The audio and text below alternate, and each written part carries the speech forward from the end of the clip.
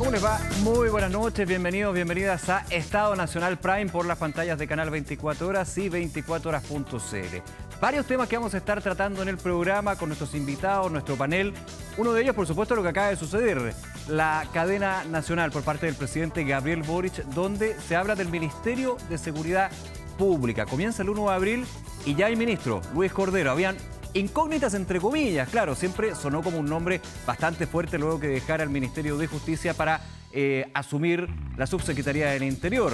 Algo fortuito, algo por supuesto que se da por un esquema que nunca se pensó desde el Ejecutivo tras la hoy prisión preventiva de quien fuera subsecretario del Interior, Manuel Monsalve. Pero esa es otra historia. Vamos a hablar de la seguridad pública, este ministerio que contempla también las repercusiones políticas que tienen estos nombramientos. Rafael Collado, quien fuera jefe de la división jurídica del Ministerio del Interior, asume como subsecretario de la cartera de seguridad pública y Carolina Leitao se mantiene en su cargo como subsecretaria de Prevención del Delito, pero pasa de Interior a este nuevo ministerio. Uno de los tantos temas que estaremos conversando durante esta noche, también estaremos planteando lo que fue esta polémica en el Senado. Claro, es poco habitual cuando hay cambios en la mesa del Senado ver peleas de tono bastante alto. Finalmente la mesa gana, en este caso por los votos, Manuel José Osandón, el senador que es el nuevo presidente de la sala, pero deja repercusiones. Vamos a estar hablando de cómo queda también Chile Vamos y en un año electoral todo salpica. Estaremos también conversando sobre la gira que está realizando la ministra del Trabajo y Previsión Social, Yaret Jara, y las críticas de la oposición por los supuestos fines electorales de su despliegue, una acusación que también tuvo declaraciones por parte de las candidaturas presidenciales. Ojo ahí. Ahora, ¿qué piden los pescadores artesanales? ¿Cómo podría afectar a la industria la ley de fraccionamiento que se discute actualmente en el Senado? Vimos una semana marcada lamentablemente por la violencia, bloqueos en los puertos, a los barcos, 3 vehículos de carabineros completamente quemados, 8 funcionarios policiales heridos, manifestaciones, claro, que se fueron a niveles violentos que, por supuesto, nunca tienen una justificación. Para abordar el tema de la ley de fraccionamiento, de qué se trata y cómo podrá de alguna manera satisfacer a los distintos mundos, estaremos conversando con el subsecretario de Pesca, Julio Salas. Bienvenidos, bienvenidas. Aquí comienza Estado Nacional Prime.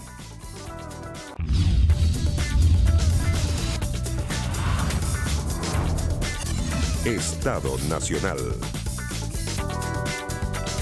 Bueno, les decía, noticia fresquita, pero vamos de inmediato con nuestro panel. Rodrigo Arellano, vicedecano de la Facultad de Gobierno de la Universidad del Desarrollo. Rodrigo, siempre un placer, gracias por acompañarnos. No, encantado como siempre, muy buenas noches. Muy buenas noches. Además con Cristian siempre un gusto compartir. Qué bueno eso. Sí.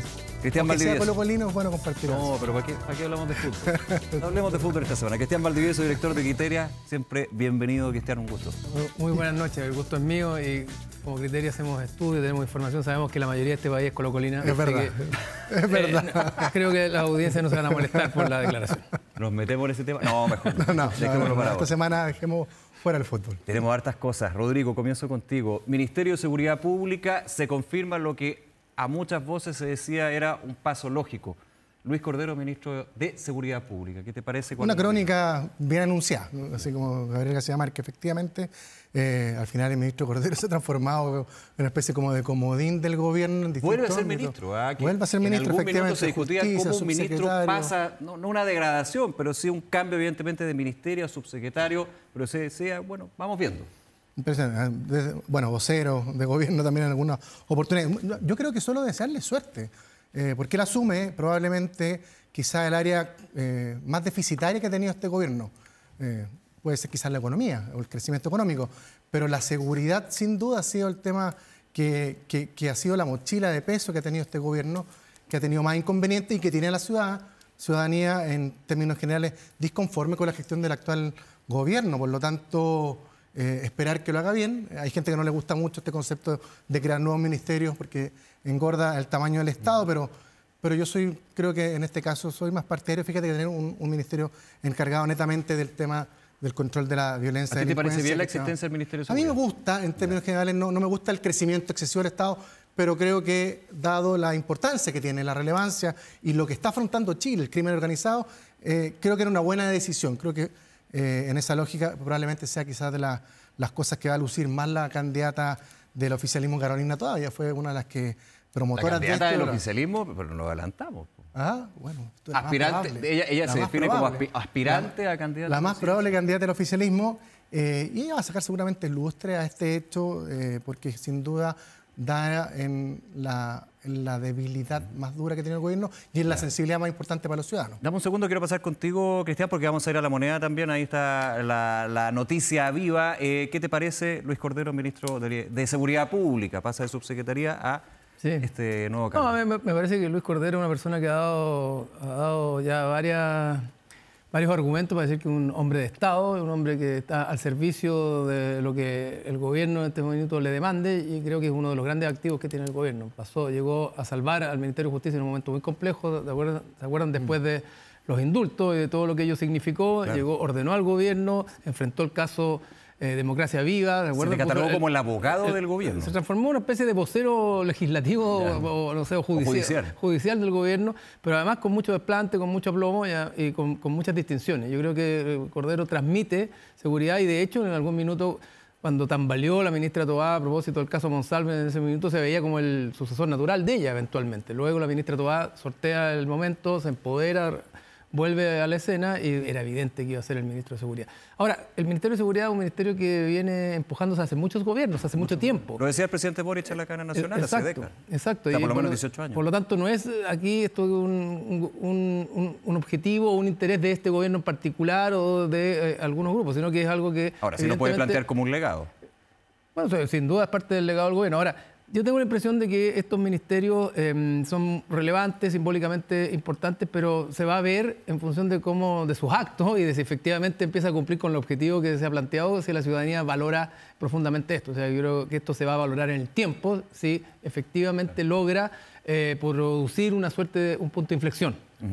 Vamos al Palacio de la Moneda, ¿les parece? Porque, claro, ya la cadena nacional se confirma a Luis Cordero. Obviamente hay mucha información con respecto al Ministerio de Seguridad, conociendo cuál es el aspecto técnico, práctico en términos de la prevención del delito y otras funciones. Marián Basso, muy buenas noches. Y aquí la pregunta, porque entiendo que el nuevo ministro de Seguridad Pública, Luis Cordero, de hecho, está en La Moneda. ¿Es así? ¿Hablaría en los próximos minutos? ¿Qué tal?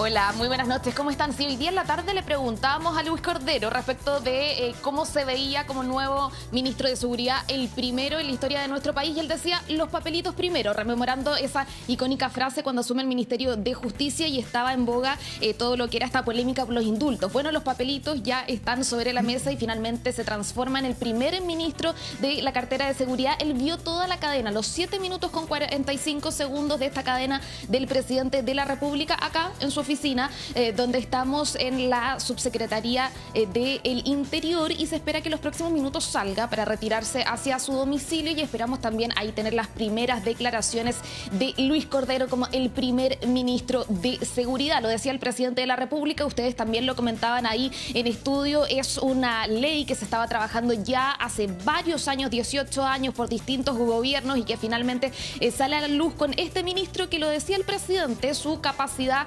técnica, también su capacidad como persona, van a ser garante de que va a ser una buena persona para dirigir un ministerio de seguridad que va a ser sumamente exigido por las labores que tiene, ¿no es cierto? Porque además está al mando de lo que son las policías u otras instituciones sumamente importantes, de también elaborar una política nacional de seguridad como mayores desafíos del Ejecutivo en su último año de gobierno. Así que son varias las tareas que tiene el nuevo ministro, y que va a estar acompañado, ya lo decía el presidente, de dos subsecretarios que tiene esta cartera. Uno que es el subsecretario de Seguridad, Rafael Collado, que se desempeñaba como jefe jurídico del Ministerio del Interior y que también estaba a cargo de desarrollar esta política durante todo este periodo. Y también lo va a acompañar entonces Carolina Toá, que sale desde la Subsecretaría de Prevención del Delito, que estaba en el Ministerio del Interior, para pasar a este Ministerio de Seguridad. Víctor Ramos quedará como subsecretario del Interior en el cargo que estaba ocupando Luis Cordero. Víctor Ramos, recordemos, ¿no es cierto?, que él fue encargado del Plan Buen Vivir, también encargado del plan de entendimiento por la Araucanía, ¿no es cierto?, entre los años 2023 y 2025, claro, el de la comisión, y él va a ser entonces quien va a reemplazar a Luis Cordero en este puesto. Pero estamos esperando esas primeras palabras, cuáles van a ser sus primeras medidas. Recordemos que el Ministerio de Seguridad también va a estar ubicado en otra locación, acá fuera del Palacio de la Moneda. El ministro Cordero ya no va a estar en las dependencias de la Casa de Gobierno y este ministerio va a entrar en vigencia el próximo 1 de abril, el próximo martes, ¿no es cierto?, en plenas labores, así que hay que ver cómo va a ser ese cambio que se va a hacer en cuanto a llegar a este nuevo ministerio con los subsecretarios, pero también dejar la subsecretaría del Interior, que ahora va a tener un cargo sumamente político, de coordinador, ¿no es cierto?, que recordemos que antes el ministro del Interior, que en este caso es Álvaro Elizalde, tenía dos tareas. Primero, la coordinación política como jefe de gabinete, coordinar a todos los partidos respecto de ciertas posturas, a los ministros también, pero además estaba a cargo de las tareas en seguridad. Ahora todo lo que tiene que ver con seguridad se pasa a este nuevo ministerio y la parte del Ministerio de Interior va a quedar como coordinación política y esa es la labor que va a tener estrechamente que cumplir el subsecretario entonces Víctor Ramos conjunto el ministro Álvaro Elizalde. Esas van a ser sus labores, mientras que entonces este nuevo ministro va a estar dedicado a todo lo que es la materia de seguridad. Así que vamos a estar esperando, estamos afuera acá de la subsecretaría del Interior esperando que salga el nuevo ministro Luis Cordero de este Ministerio de Seguridad para dar sus primeras declaraciones, ¿no es cierto?, como el primer ministro de esta cartera en la historia de nuestro país. Bien, volvemos contigo en los próximos minutos, Marian Basso, desde el Palacio de la Moneda, cuando estén las declaraciones del nuevo ministro del nuevo Ministerio de Seguridad Pública, Luis Cordero. Muchas gracias, Mari. Así es. En unos segundos. No hay que asustar al PP, A ver. Es Carolina Leitao. No Toá. Toá sigue en campaña. Toá sigue en campaña. Vamos a estar hablando en unos segundos de esto, pero déjame cerrar el tema del Ministerio de Seguridad Pública, porque es bien relevante esto, ¿ah?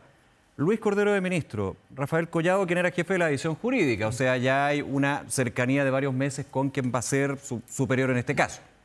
Uno lo pensaría así. Y Carolina Leitao, que 4 o 5 meses, 6 meses yo creo, ya estaba desde la Subsecretaría de Prevención del Delito. Ahora, le hago la pregunta a los dos. Comienzo contigo, Cristian. ¿Cómo queda el Ministerio del Interior? Que en algún minuto fue una gran discusión durante el trámite legislativo para crear el Ministerio de Seguridad Pública.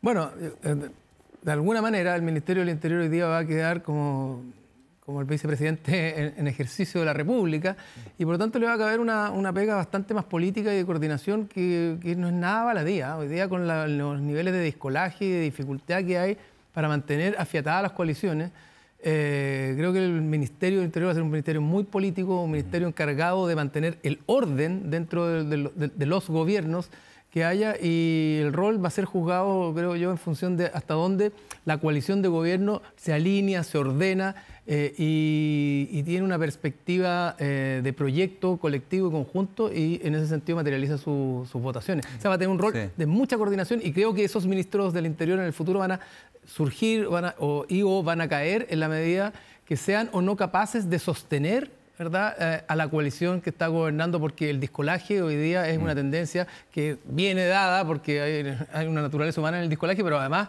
los incentivos están dados para eso, porque el sistema por el fraccionamiento del sistema. El sistema incentiva más que lo permite. Diría exactamente, yo, ¿no? exactamente. La pregunta va a ser cómo queda la Secretaría General de la Presidencia. Ese va a ser quizá el conflicto, porque justamente el Ministerio del Interior tengo la impresión que va a asumir muchos roles más políticos, como dice Cristian acá. No es por nada que el hoy ministro del Interior es quien fuera ministro de la Secretaría General de la Presidencia. Y fue presidente del Senado en su minuto, por lo tanto. Bueno, y tanto otros cargos. Y en un segundo quizás más aspecto a alguien que es mucho más técnico como la ministra Lobo. Entonces, la pregunta es cómo se va a fusionar o cómo va a cuajar esta estructura interior y se expresa técnicamente en la relación política y también con el Congreso, porque justamente hoy en día la relación con el Congreso la tiene la Secretaría General de la Presidencia. Entonces, eso yo creo que va a ser un poquito más complicado para ir articulando las piezas. Creo que se ha ido reduciendo un poco también este ministerio, le han ido quitando unidades de estudio justamente para traspasarla al interior. Entonces, ahí yo creo que va a haber una transición que va a ser un poquito más complicada. Los roles entre ambos ministerios y su relación con el actual Congreso. Bueno, ahora, puede ser que también, perdona, que haya fusión de algunos ministerios también, porque también, es decir, aquí la idea no es que sigan creciendo ministerios como callampa en función de cada problema que haya, sino que los ministerios tengan relevancia según en los momentos políticos y sociales que va viviendo el país. Entonces, posiblemente un ministro secretario general de la presidencia va a tener mucho menos relevancia, o su rol va a ser bastante menos importante en la medida que haya un ministro del Interior con capacidad y con un foco en ordenar a la coalición y también buscar los votos en el Congreso. Entonces, a lo mejor puede tener rango de subsecretaría, a lo mejor se puede fusionar con el Ministerio de Secretaría General de Gobierno, claro, porque también sabemos que tenemos un gran problema con el crecimiento inorgánico del Estado. Te interrumpo, perdona. Vamos al Palacio de la Moneda, imagen en vivo. El ministro de Seguridad Pública, Luis Cordero, ante los medios, ya con los papelitos, ¿o no, Marian Paso? No habíamos visto nunca. Sí, ahí lo estamos instalando. El ministro Luis Cordero, quien llegará a este Espérame gobierno. un poco que vamos en vivo. Un segundito. ¿Aló? Sí, ahí está Marian probando ahí lo técnico, a la espera entonces de las declaraciones. Quien fuera ministro de Justicia, quien fuera hasta hace unos minutos solamente subsecretario del Interior, y hoy ocupa como primera autoridad del nuevo Ministerio de Seguridad Pública, que inicia sus funciones el 1 de abril, ya confirmado por el presidente de la República, Gabriel Boric, en la cadena nacional que escuchamos hace unos segundos. Marian. Estamos en vivo con el nuevo ministro del Ministerio de Seguridad. Ministro, ya nos decía los papelitos primero, ya están los papelitos. ¿Qué le parece, no es cierto, asumir este desafío y también cuáles van a ser sus primeras tareas? Bueno, yo mañana tengo una reunión temprana con el presidente de la República. Ustedes han escuchado las palabras de él y el recuento que ha hecho de las iniciativas, el esfuerzo y las acciones que ha ejecutado el gobierno en materia de seguridad pública. El presidente además creó un aspecto clave que destacó que buena parte de esta agenda ha sido posible en la medida que existía un amplio acuerdo también en el Congreso. Para mí, como han sido los dos cargos previos que asumí, primero como ministro de Justicia y como subsecretario del Interior, es un honor nuevamente servir al país en un cargo de estas características. Y yo sigo creyendo en Chile y sus instituciones republicanas, así que yo he hablado con el presidente, mañana vamos a hablar en detalle en la reunión que tengo yo con él en la mañana respecto de este nuevo encargo que me ha formulado, así que yo muy agradecido por esa confianza. ¿Cuál es el sello que le va a dar a su gestión como primer ministro de Seguridad del país? Mire, hay una paradoja que es bien relevante. El éxito de las reformas institucionales en general, el 50% está en las leyes que las aprueban y el 50% está asociado a la implementación. La agenda de seguridad es una agenda muy relevante para el país y el esfuerzo de esta primera fase es instalar a la seguridad pública como una política permanente del Estado y no simplemente absorbida por la contingencia. Y por lo tanto, el esfuerzo que ha pedido el presidente y que está empañado el gobierno es realizar esta etapa de implementación de modo que el país esté dotado no solo de una institucionalidad. Yo he hablado con ustedes en otro momento, el gran desafío que Chile tiene hacia adelante después de la abrumadora cantidad de leyes que se han dictado, la gestión pública en materia de seguridad. Eso se trabaja conjuntamente no solo con las policías, se trabaja también con los municipios, con el conjunto de servicios públicos que tienen incidencia en materia de seguridad, como Gendarmería, los reguladores financieros que cumplen un rol muy relevante, la Comisión de Mercados Financieros, la UAF, el presidente se ha referido a ellos hoy día en su cadena. Así que ese aspecto que yo creo que es necesario no confundir es clave para poder sostener la política pública a largo plazo en materia de seguridad. Evidentemente todos los ministerios tienen exigencias, pero a usted se le va a exigir el doble de inmediato. Viene la Subsecretaría del Interior, asume un ministerio nuevo, al cual se le ha dado mucha publicidad también por las metas que podría llegar a cumplir. Y le pregunto por la exigencia porque el día de hoy José Antonio Kast dijo que la crisis de seguridad no se va a resolver nombrando un ministro que además no tiene ninguna experiencia ni calificación para el cargo. ¿Cómo se toma usted estas palabras efectivamente a raíz de su nuevo cargo? Las personas tienen derecho a la libertad de expresión. Yo he asumido 2 cargos en condiciones que son públicamente conocidas. El desempeño mío está a la vista.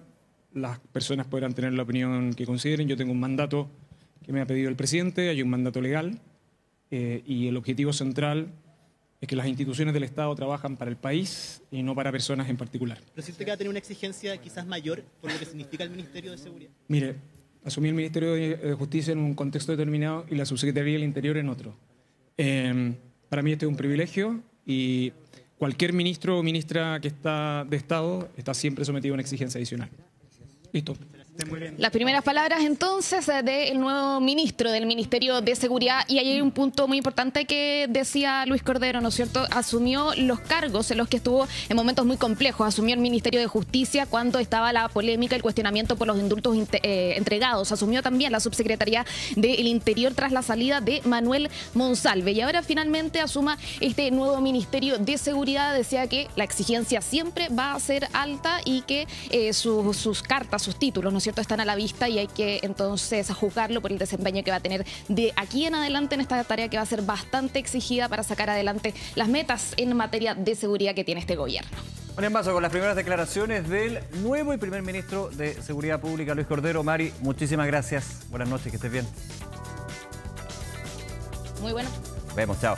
Bueno, un tema obviamente que vamos a seguir de tomo a lomo mañana, reunión con el presidente, decía el ministro Luis Cordero, ya con los papelitos en mano, habrá que ver si le pasan carpeta a otros, pero evidentemente ha estado también dentro de lo que fue. Le pasaban pendrive.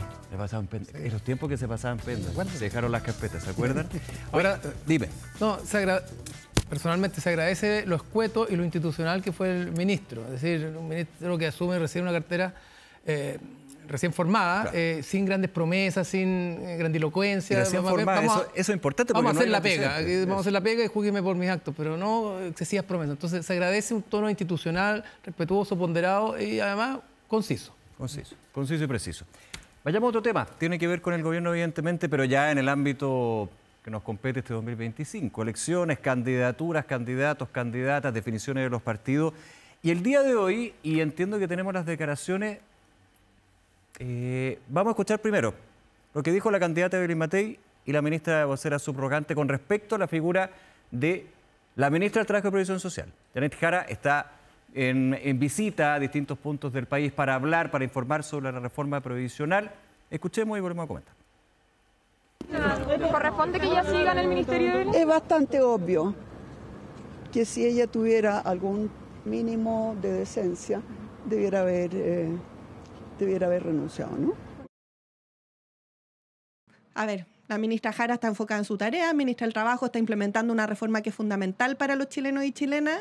El resto y la oposición, al parecer, nuevamente embarcados en discusiones y en peleas que claramente nos hacen ver algo que hemos dicho. No tienen la capacidad de proponer o de hacer una propuesta de gobernabilidad para el país.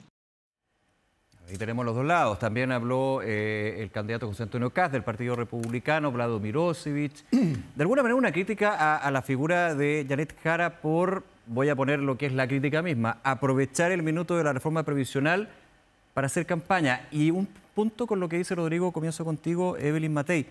Si tuviera la mínima decencia. O sea, en tiempo de elecciones, claro, pero aquí se pasó dos pueblos, ¿no? Bueno, sabemos que la candidata de Chile Vamos tiene esa característica, es muy franca y a veces, nos gusta o no, dice las cosas al buen chileno y a veces más dura de lo que a uno le gustaría escuchar en política, pero no hablar de decencia, pero sí, me voy a colgar de la frase que dijo Cristian.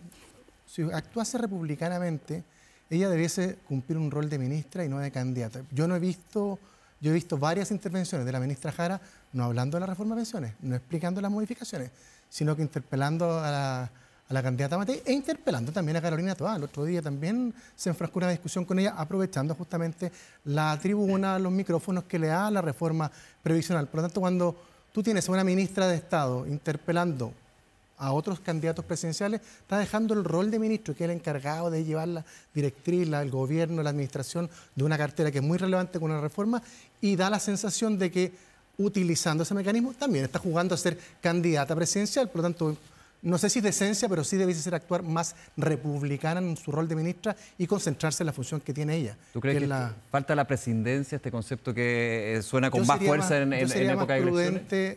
Esperaría un rol más prudente de algún ministro de Estado que tiene posibilidad de ser candidato presidencial. Prudencia. Cristian Valdivieso. Sí, comparto. Ahora, efectivamente, a ver, creo que no sé si es un problema de decencia, y es la palabra necesariamente, pero sí es cierto que el gobierno ha sido muy ácido, muy crítico y muy duro con la candidata Evelyn Matei, y por lo tanto de alguna manera la ha llamado a plantear sus puntos.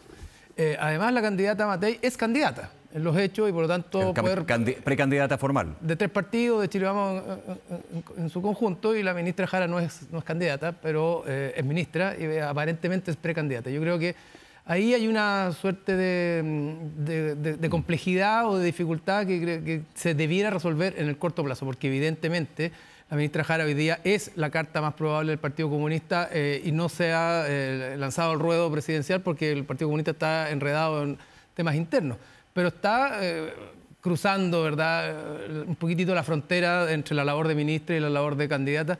Y eso es un problema también para el gobierno, un problema para el gobierno porque finalmente el gobierno tiene que abrochar bien la reforma previsional, tiene que explicarla bien, tiene que contarla, tiene que implementarla. Entonces, en la medida que la ciudadanía vea a la ministra que debiera estar a cargo de esto, más bien preocupada de una campaña política, tensionándose políticamente con la oposición, pierde fuerza. Ahora, pero dame un segundo. El mismo legado que parte, la reforma que parte el legado del gobierno. Pero en esa lógica, de hecho, durante la semana, la ministra Jara decía en una entrevista, desgraciadamente no recuerdo, creo que aquí fue, de hecho, decía la siguiente frase: bueno, si yo no informara sobre la reforma previsional, me estarían criticando igual como si yo estoy hablando sobre la reforma previsional. Ahora, el tema es que ustedes dicen no se está enfocando en sus declaraciones en la reforma previsional, sino finalmente en candidatura. Pero qué difícil, y lo pongo también en ese caso, que cuando tú ni siquiera eres formalmente o casi formal candidata presidencial o precandidata presidencial, no te dejen hacer tu trabajo de ministra. Claro. Lo pongo en las cartas sobre la mesa. Sí, digamos. pero otro día, por ejemplo, se enfrascó una discusión, y no tengo idea por qué. Recordemos que Carolina Toá criticó la posibilidad de que Daniel Jadue sea candidato presidencial del Partido Comunista. Por la visión con respecto a Venezuela, que le incomodaba una primaria con él. Y ella utilizó una tribuna, no me acuerdo si fue en La Moneda o iniciando esta gira a lo largo de todo Chile para difundir la idea de la reforma de pensiones, para responderle a ella, que ella no se podía meter con la realidad del Partido Comunista. Entonces, sí. Ahí habló como militante del partido. Ahí actuó como precandidata o defendiendo la idea del partido. Entonces, eso te digo yo, ese juego, ese límite en que ella lo ha traspasado otras veces, hace justamente que, por lo menos desde mi perspectiva, sea poco prudente en el fondo el actuar que está teniendo la ministra Jara, aprovechando sin duda una tribuna, ella tiene los méritos, llevó la discusión adelante, pero debe saber distinguir el rol de ministra o definir si ser candidata y mañana presentar la renuncia como ministra y ser la candidata del Partido Comunista. Ahora, pero no lo puede definir ella, lo tiene que definir el comité central del Partido Comunista. Y en eso, y todo lo que tú decías, Cristian, complica al gobierno, tú decías, pero complica a la propia ministra Jara, ¿no? Y depende finalmente, y la pelota está en la cancha del PC, el Partido Comunista. Escuchamos durante el día a Juan Andrés Lagos, miembro de la Comisión Política, y decía, basta de tantos nombres de candidatos, aquí está Janet Jara, está Bárbara Figueroa, Carmen Hertz, Daniel Jadue, decía, candidatos tenemos, pero estamos en el tema del programa primero. Mira, durante mucho tiempo se especuló que la entonces ministra Carolina Toá se iba a lanzar una candidatura presidencial.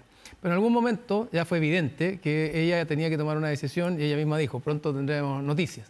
Ahí las especulaciones ya fueron tantas que la misma ministra Toá dijo, me tengo que salir, porque claramente hubo una incompatibilidad entre su rol de ministra y el rol que ella podía tener como candidata, porque los medios, porque las conversaciones, porque la opinión pública... Al mismo tiempo se da la posibilidad de Michelle Bachelet tener una tercera carrera. Bueno, pero y ella dijo, voy a salir, y salió. O sea, fue muy corto el tiempo entre que claramente ella iba a tomar una decisión y que tomó la decisión. En ese sentido. Nosotros vemos que la ministra Jara ya lleva 2 semanas donde el Partido Comunista iba a tomar una decisión respecto a quién es su candidato en la reunión del Comité Central la semana anterior, después vino la semana recién pasada y tampoco resultó. Entonces ya va un buen tiempo donde la ministra Jara además está teniendo que darle señales al Partido Comunista de compromiso con el PC y de alguna manera mostrando credenciales como precandidata del partido para que el partido la nombre. Entonces yo creo que hay una suerte de incompatibilidad que termina afectando al gobierno, insisto, porque ¿de qué habla o qué mira la opinión pública respecto de la reforma previsional? Mira cómo el gobierno está implementando, cómo está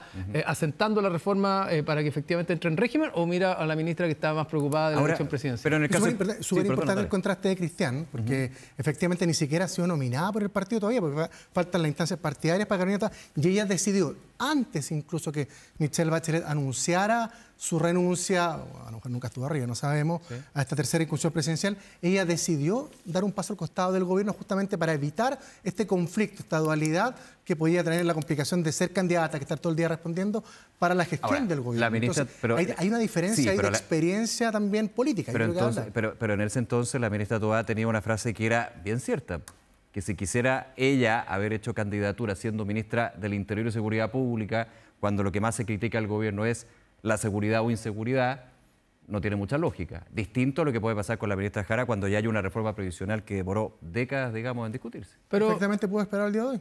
La creación del Ministerio de Seguridad, Carolina Toá fue una de las que lo impulsó, fue la ministra que... Podría haber esperado como legado suyo, digamos. Pero hay una diferencia entre ambas. Además, mire, yo creo que, primero creo que Janet Jara sería una gran candidata, la mejor candidata creo yo que tiene el Partido Comunista, y efectivamente podría ser una candidata que compita 1 a 1 con Carolina Toá en una eventual primaria. Segundo, si ella estuviera dedicada a implementar y a bajar la reforma de pensiones, podríamos criticarla respecto a que está haciendo campaña, pero estaría cumpliendo su pega. O sea, aquí el tema, creo yo, cuando se complica, es cuando durante una semana o en el plazo de una semana, primero se confronta con Carolina Toá, que es su eventual rival en una primaria, y después se confronta con Evelyn Matei, que es la candidata de un sector de la oposición. Entonces, es ahí donde, creo yo, se enreda el problema.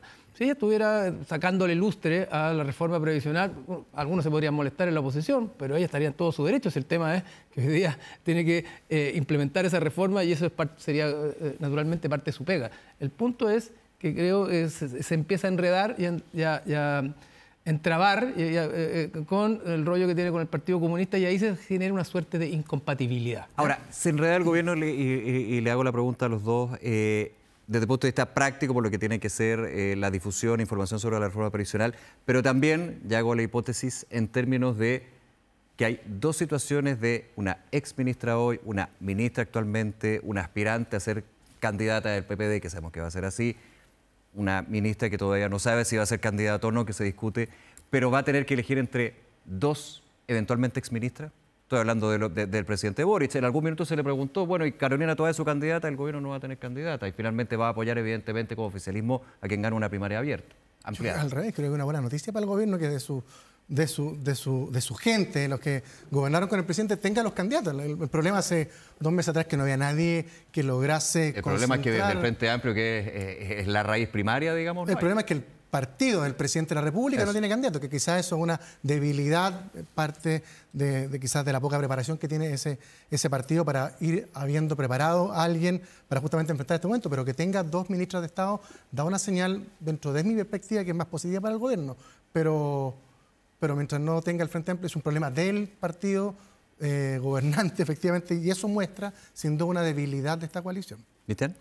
Sí. Sí, y además yo le agregaría el siguiente pelo a la sopa, y es que hoy día el gobierno tiene una base electoral del 25-30%, que es importante, es muy fiel, pero al mismo tiempo no es suficiente para ganar una elección. Entonces, tú necesitas construir, digámoslo en términos cítricos, tú necesitas muscular a tus candidatos en una primaria que sea abierta, competitiva, potente. ¿Te fijas? Que no sea una primaria de cartón. Y en la medida que esa primaria se empieza a enredar porque no hay candidato en el Frente Amplio, es decir, no tenemos un candidato y si ponemos a alguien va a ser alguien como para cumplir. Que es bien anecdótico que el partido del presidente o presidente en ejercicio no tenga un candidato que sea el sucesor o sucesor. Y que tampoco muestre la ambición de tenerlo o una competencia interna más allá de los números. Segundo, que el Partido Comunista esté enredado entre que sí, que no, que Daniel Jadwe, pero podría ser este, podría ser lo otro. Todo esto va de alguna manera desaliñando lo que en algún minuto se suponía iba a ser el gran plato para poder muscular al mundo de la izquierda y la centroizquierda, que era una primaria potente. Yo hace un mes atrás decía, puede ser que esta primaria sea interesante, con Tomás Bodano, Carolina Toá, con Janet Jara, 4 o 5 candidatos, una primaria convocante, y que incluso deje, como dicen en la épica, placé al mundo de la oposición, que no quiere tener primaria, que está entero dividido y que tenga una primaria muy convocante. Eso podía cambiar el escenario. Pero lo que está pasando ahora... Tú ya no lo ves ahora. Es que dime tú dónde están los candidatos del Frente Amplio para efectivamente hacer una primaria competitiva, dónde está el Partido Comunista comprometido detrás de una candidata. Para hacer la posibilidad en la izquierda de 2 primarias. Bueno, es que imagínate lo que significa eso. Lo que plantea Alberto Undurraga, presidente de la te aparece la posibilidad de 2 primarias, te aparece un Marco Enrique que dice que sí, pero que no, y que quiere ir directo a la primera vuelta. Todo eso también va enredando el escenario en el oficialismo. Y las primarias, por mucho que quede algo para que se inscriban, son en abril. Y les cuento que en la noche del 27 de marzo, por lo tanto ya estamos a 28, queda poquito tiempo. Oye, déjame unos minutos para pasar a otro tema también. ¿Cómo está la oposición también? Escuchamos a la candidata Matei, está Johannes Kaiser, Kast, Habrá que ver si se van sumando otros. No, tú eres uno de los 111 que están inscritos para ser candidatos. Sí, pues. Yo creo que nunca la oposición, y creo una diferencia interesante, de un gobierno... Estaban bajando a Johannes Kaiser, lo estaban bajando en las redes sociales, lo descartó completamente porque había una negociación parlamentaria con el Partido Nacional. Parece que alguien del Partido Republicano se fue de tarro más allá de lo que correspondía, porque claramente esa nota que comenta fue del Partido Republicano, que estaban negociando con ellos y que era una posibilidad que se bajara. Yo veo poco probable que alguien que esté en segundo lugar en una encuesta presidencial tenga posibilidades de bajarse, salvo que él esté pensando quizás en otra elección y sabiendo que la distancia que tiene con Evelyn Matei puede ser inalcanzable, a él le resulta más atractivo competir en el Senado, en la Cámara de Diputados, para mantenerse vigente en un proyecto político que está surgiendo. El Partido Nacional Libertario todavía no es partido en toda la región y por lo tanto queda mucho camino por recorrer y puede estar el cálculo ahí, pero hoy en día no lo veo así. Es paradójico, primera vez que las oposiciones de alguna forma podrían, la centro y la centro derecha, gobernar y ganar en primera vuelta y al parecer no va a ser así porque no se van a poner de acuerdo. Yo veo que son proyectos más que diferentes, con ambiciones distintas. Creo que ambos, Chile Vamos, y particularmente el Partido Republicano con el Partido Nacional Libertario, están pensando mucho más en el resultado en el Congreso que en la presidencial. Y eso sin duda va a afectar o va a condicionar un posible gran acuerdo a nivel de primarias presidenciales. Porque pero eso porque dan por ganado que va a volver la derecha a la moneda. Yo no daría por ganado, porque efectivamente, como dice... Que de hecho, el presidente de la U, Guillermo Ramírez, ha sido muy de la posición de, ojo, cuidado aquí, la izquierda es un contendiente espectacular, con Bachelet sin Bachelet en su minuto. Yo en esto estoy más cercano a la opinión más realista que tiene Guillermo Ramírez que la opinión más optimista que he escuchado de algunos. Lo vimos ayer en el Congreso, en el Senado. Ganó Vamos a hablar de eso. Una mesa, José Manuel Sandón, con votos del oficialismo, con un vicepresidente del PPD,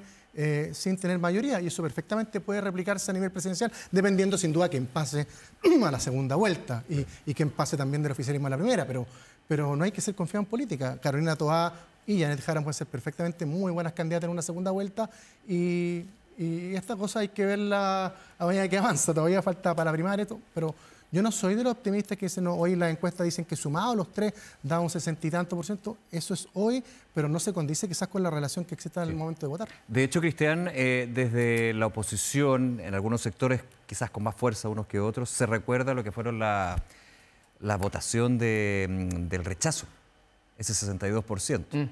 Como los padres del rechazo, los padres del 62% y que se puede de alguna manera extrapolar a lo que es una elección presidencial. Yo te lo he escuchado varias veces. A pensar en eso es bastante loco, ¿no? Es bastante loco porque además lo que pasó después del rechazo es que todos quisieron ser padres de ese naciente guagua de 62% y pensaron que el desafío era hegemonizar a ese grupo más que buscar construir una alianza grande de derecha y de centro derecha. Y lo que tenemos hoy día es que el escenario está bastante fragmentado dentro de la derecha y yo podría concordar en que la izquierda puede ser una gran... O sea, son grandes competidores. Grandes contendientes, como dice Guillermo Ramírez. Exacto, y son muy buenos en las batallas electorales, pero también creo que esa capacidad que tiene la izquierda de ser muy bueno en las contiendas electorales también tiene que ver con la incapacidad que tiene la derecha de ponerse de acuerdo mínimamente. Y en los hechos lo que estamos teniendo hoy día es un clima social, pero también con efectos electorales donde tenemos 3/3, más o menos, un tercio que es derecha dura, si se quiere, o la nueva derecha, como queramos llamarlo, que a lo mejor es un poco menos un tercio que es la derecha tradicional de Chile Vamos y un tercio que es la centroizquierda-izquierda. Y eso es lo que estamos teniendo hoy día. Y esa fragmentación de la derecha puede hacer que el tercio que tiene la izquierda, el 30%, en una segunda vuelta sea muy competitiva respecto de una candidatura de derecha que a lo mejor va por los extremos. Entonces, dicho de otra manera, el riesgo que tiene la derecha de perder la elección es el riesgo lo tienen adentro, por la propia fragmentación que tienen, por la propia fragmentación, por la propia división. Y el riesgo que tiene la izquierda de perder la elección es que no logren consensuar la unidad, que es lo que debieran apostar. Esa es la paradoja. O sea, la izquierda tiene que asegurar la unidad, y ese es su foco. La derecha tiene que asegurar una suerte de gobernabilidad entre dos mundos que ya no se van a juntar naturalmente. Pero esos dos sectores no los veo muy cerca de estar muy unidos. Por eso. Algún minuto por eso digo, sí, la gobernabilidad. En la derecha, te digo. O sea, porque ya claramente no se van a unir en la primera vuelta presidencial, pero si además de no unirse en la primera vuelta dan signos y señales de que si alguno de esos lotes, sea la derecha nueva, más dura, o la derecha centro-derecha, va a estar permanentemente tensionada con la misma derecha, la señal de ingobernabilidad que puede estar dando la derecha en cualquiera de sus variantes puede ser tan grande que termine imponiéndose una candidatura de centroizquierda porque aparece, ¿verdad?, con menos votación potencial, pero con más capacidad de darle gobernabilidad al país, y en eso puede hacer que una segunda vuelta se termine inclinando en favor de la centroizquierda. Y ese concepto de ingobernabilidad, y pasa a otro tema de la semana, de hecho de ayer, bien fresquito hay que decirlo, desde el oficialismo se apuntó en términos de gresca, pelea, discusión, como quiera ponerle usted, por la cabeza del Senado. Manuel José Sandón, el senador Felipe Kast. Había un acuerdo administrativo que, a juicio de muchos en la Cámara Alta, se quebró cuando se dio este cambio, digamos, y finalmente llega Matías Walker a ser vicepresidente, o José García Ruminote en su minuto, Jimena Rincón pasando, digamos, desde el oficialismo, me decía, el senador Lagos Ver durante el día, pasando a la derecha, se rompe ese acuerdo administrativo y queda esa gresca, digamos, entre Felipe Kast y Manuel José Sandón. Se habló de que aquí, si la derecha no podía tomar el Senado, que generalmente el Senado siempre era bastante ordenado en quién lo lideraba, quién era la mesa, aquí... Que se respetaban los acuerdos. Se respetaban los acuerdos, no así decían desde el Senado en la Cámara Baja, en la Cámara de Diputadas y Diputados, que era más habitual. Pero hay una crítica ahí a la derecha en términos de si no pudieron llegar con vicepresidencia y presidencia, ¿cómo esperan llegar a la moneda? ¿Qué te parece eso? Esa es la crítica que o más bien el análisis que, bueno, en tiempo de elecciones está para todo. La inevitable capacidad que tiene la derecha de autoinfligirse daño, y es así. Yo coincido con Cristian. Efectivamente, la derecha, lamentablemente, ayer nos dio muestras de ello. No solamente en el Senado, sino que en la mañana también en la Cámara de Diputados con la acusación constitucional contra súmale, sí. Maya Fue un día muy complejo. No creo que fue un día bueno para Chile Vamos, particularmente. Para Chile Vamos. Producto de sus propios errores. Yo creo que voy a separar el rol aquí. Muchos han tratado de, y yo creo que tanto el oficialismo como parte del Partido Republicano y Social Cristiano, trataron de aprovechar esta circunstancia de tener un descolgado, como el senador Osandón, y trataron de sacar frutos personales y por eso terminaron apoyándolo en la votación. Pero aquí, más que el rol o el liderazgo que tuvo Belén Matei, yo creo que aquí fallaron los partidos políticos. El liderazgo de Guillermo Ramírez en la UDI, de Rodrigo Galilea en Renovación, de no saber ordenar sus parlamentarios, uno en la Cámara de Diputados, que no dieron el triunfo a la acusación constitucional. Yo creo que habían razones para aprobarla. Se decía que era de estos años de la administración Boric, la única, escuché por ahí, la única acusación constitucional que se iba a ver desde lo constitucional, más que desde lo político. Igual la Cámara casi nunca se da ese factor, pero a mí, de la perspectiva como abogado, tengo la sensación de que de las 7 que se han presentado y que han fracasado todas, esta era la que tenía más razones de fondo para poder presentarse y aprobarse. Pero así todos no fueron capaces de ordenarse, y en la tarde del espectáculo que tuvimos en el Senado, en que José Manuel Osandón otra vez, bueno, lo conocemos ya, sus características de díscolo, de siempre ir en contra de Chile Vamos, finalmente supo canalizar el ambiente electoral y conquistar también al oficialismo y los votos de republicanos para generar esta especie de fragmentación, y yo tengo entendido que era tratar de infligir algún daño a la candidatura de Belén Matei, pero sorprende que todavía a esta altura del partido la derecha sea capaz de pegarse esos autogolpes sin la posibilidad de mirar el futuro del país y ver que hay una elección. Entonces muestra una división, digamos, en la oposición, en Chile Vamos, en las derechas, como se dice, ¿no? Pues mira, más que en la oposición, yo diría que hay algunos elementos, ¿no? Claro, porque la oposición son varios núcleos, hay que decirlo. Sí, por eso digo la oposición. Sí. Chile Vamos, 3 senadores se salieron de esta votación y fueron a la vez herramienta o instrumento del oficialismo, e insisto, del Partido Republicano y Social Cristiano, que yo creo que mirando también la posibilidad de dañar una candidatura que a ellos no les gusta, que compite contra ellos, aprovecharon las circunstancias y finalmente se infringió el daño que buscaban. En el fondo no obtuvo la presidencia Felipe Kast. Y eso habla de lo que comentamos. Por el fondo, esto puede replicarse en otra instancia, en otras elecciones parlamentarias, y puede también dañar la elección presidencial si es que existe esta dispersión o como se dé la campaña también entre los candidatos de las oposiciones. ¿Cristian? Sí, estoy de acuerdo. Y creo que la derecha en conjunto ha dado muchas señales de incapacidad de ponerse de acuerdo, y lo que creo que es peor es de anteponer una visión subjetiva y política a decisiones que son más bien técnicas y de Estado. 2 ejemplos. La reforma previsional. La tensión que hubo en la derecha no fue una tensión técnica, fue una tensión eminentemente política. Los republicanos, ¿verdad?, los nacionales, los libertarios quisieron infligirle una derrota a Chile Vamos y le dijeron que de alguna manera la reforma previsional le estaba metiendo la mano en el bolsillo a los trabajadores. Y que pactaron con la izquierda. Y que pactaron con la izquierda.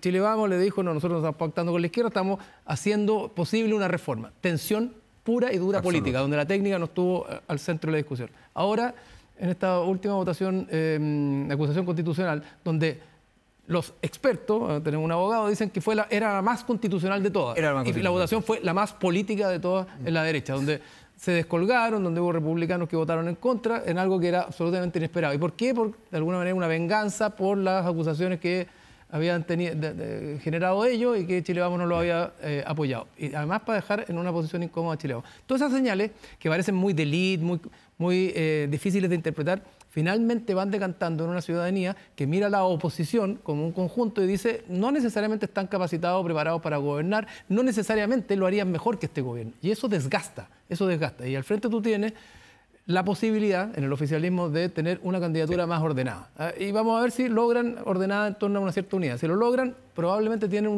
con un tercio de los votos hoy día, tienen una probabilidad de llegar a la segunda vuelta y eventualmente ganar esa segunda vuelta. Vamos a ver, todas las semanas tienen su afán. Cristian Valdivieso, Rodrigo Orellano, muchas gracias por acompañarnos. Encantado como siempre. Que tengan una buena noche. Gracias por estar aquí en Estado Nacional Prime. Nosotros seguimos, claro.